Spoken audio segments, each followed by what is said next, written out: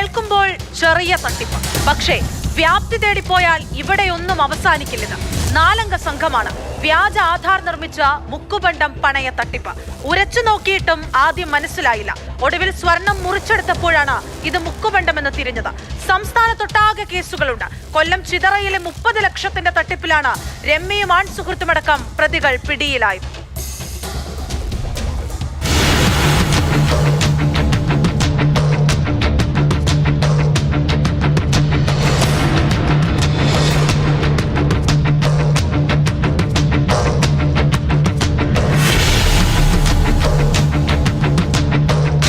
ദൃശ്യങ്ങൾ തന്നെയാണ് ഏറ്റവും വലിയ തെളിവ്.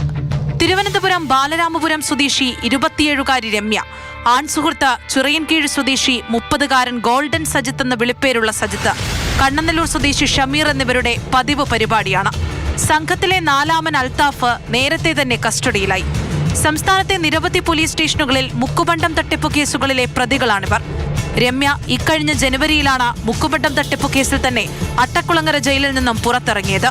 ഇതിനുശേഷമാണ് ചിതറ, കടക്കൽ തുടങ്ങിയ സ്ഥലങ്ങളിലെ 4ഓളം സ്വകാര്യ പണമിടപാട് സ്ഥാപനങ്ങളിൽ നിന്നും മുക്കുബണ്ടം പണയപ്പെടുത്തി 30 ലക്ഷം രൂപ തട്ടിയെടുത്തത്.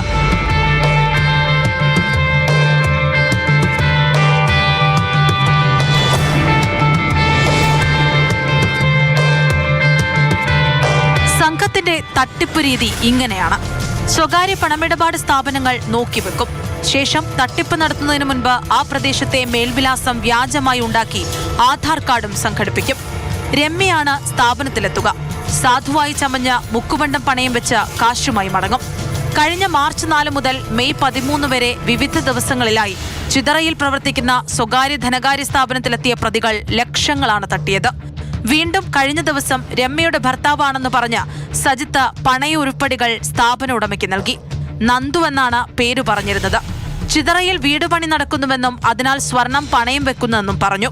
എന്നാൽ രമ്യ വീടുപണി നടക്കുന്നത് കൊട്ടാരക്കരയിലാണെന്നാണ് ഫിനാൻസ് ഉടമയോട് പറഞ്ഞിരുന്നത്. സംശയം തോന്നിയ ഫിനാൻസ് ഉടമ കടക്കലിലെ ജ്വല്ലറിയിൽ പണയ ഉരുപ്പടികൾ കൊണ്ടുപോയി പരിശോധന നടത്തി. എന്നാൽ സ്വർണം തന്നെയാണിതെന്ന് തിരിച്ചറിഞ്ഞു. തുടർന്ന് പണയം വെക്കാൻ വന്ന സജിത്തിന് പണം നൽകിവിട്ടു. അപ്പോഴും സംശയം മോഷണ മുതലാണോ എന്നായി. അങ്ങനെയാണ് ആധാറിലെ മേൽവിലാസം ശ്രദ്ധിക്കുന്നത്. അന്വേഷിച്ചപ്പോൾ ഇത്തരത്തിലൊരു അഡ്രസ്സിൽ ആരും താമസമില്ലെന്നുള്ള വിവരം ലഭിച്ചു. പിന്നാലെ പണയം വെച്ച ഉരുപ്പടികളുമായി ജ്വല്ലറിയിലെത്തി അവ മുറിച്ചു നോക്കി. അപ്പോഴാണ് എല്ലാം മുക്കുബണ്ടമാണെന്ന വിവരം ഫിനാൻസ് ഉടമ അറിയുന്നത്. തുടർന്ന് ചിതറ പോലീസിൽ പരാതി നൽകി. സജിത്ത് അവൻ പറഞ്ഞു, ഇവിടെ വളവ് വെച്ച മന്ദിരത്തിന്റെ അടുത്താണ് വീട് വയ്ക്കുന്നത്. അപ്പോഴെനിക്ക് ഡൗട്ട് തോന്നി. ഇവനെ ഫോളോ ചെയ്ത് ഞാൻ മടത്തറ വരെ പോയി. മടത്തറ പോയി കഴിഞ്ഞപ്പം അവൻ തിരിച്ച് അങ്ങ് പാലോട്ടോട്ട് പോയി. ഞാൻ തിരിച്ചു വന്ന് വളവെച്ച് അന്വേഷിച്ചു. വളവെച്ച് അന്വേഷിച്ചപ്പം അങ്ങനെ ഒരു വീഡിയോ വെക്കുന്നില്ല. അങ്ങനെ വീണ്ടും മോശമാണെന്നൊരു സംശയം തോന്നി. ആധാർ പരിശോധിച്ചപ്പം അത് റോങ് ആണ്. 2 നമ്പറിലും കാൾ ചെയ്തു, നമ്പരും കിട്ടുന്നില്ല. അങ്ങനെയാണ് ഞാൻ കടയിൽ കൊണ്ട് കട്ട് ചെയ്ത് പരിശോധനയെ ടച്ചിട്ടപ്പോൾ ഗോൾഡ് അല്ലെന്ന് മനസ്സിലായി. CCTV ദൃശ്യങ്ങൾ ഉൾപ്പെടെ ശേഖരിച്ച് പോലീസ് നടത്തിയ അന്വേഷണത്തിലാണ് സംസ്ഥാനത്തെ ഏറ്റവും വലിയ മുക്കുബണ്ട തട്ടിപ്പ് സംഘത്തിലെ കണ്ണികളാണ് ഇവരെന്നും സമാനമായി നിരവധി കേസുകളിലെ പ്രതികളാണെന്നും കണ്ടെത്തിയത്. കടക്കൽ പാങ്ങലുകാട്ടെ സ്വകാര്യ ധനകാര്യ പണമിടപാട് സ്ഥാപനത്തിൽ പ്രതികൾ മുക്കുബണ്ടം പണയം വെച്ച് ലക്ഷങ്ങൾ തട്ടിയതായി കണ്ടെത്തിയിരുന്നു. പ്രതികൾക്കെതിരെ കടക്കൽ പോലീസും 2 കേസുകൾ എടുത്തിട്ടുണ്ട്. രമ്യ ജനുവരിയിൽ ജയിലിൽ നിന്ന് ഇറങ്ങിയിട്ടാണ് ഈ തട്ടിപ്പ് നടത്തിയത്.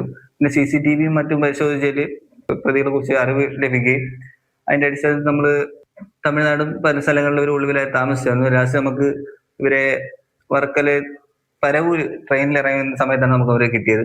ഇവരായിട്ട് അന്വേഷണത്തിൽ ഒരു വലിയൊരു തട്ടിപ്പ് സംഘമാണെന്ന് മനസ്സിലായി. അതിൽ കൂടുതൽ ഇപ്പോൾ 4-5 പേരും കൂടെ ഉണ്ട്.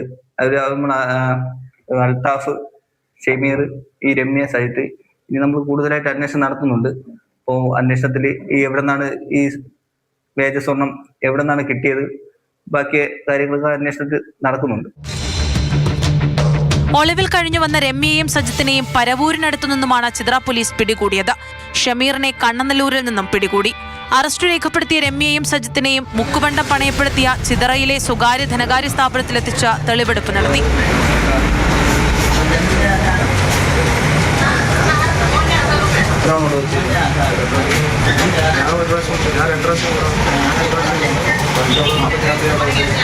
ഈ കേസിൽ ഇനിയും പ്രതികളുണ്ട്.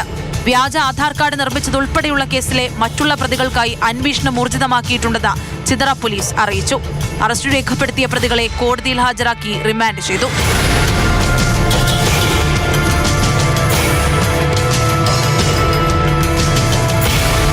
മാതൃഭൂമി ന്യൂസ്, കൊല്ലം.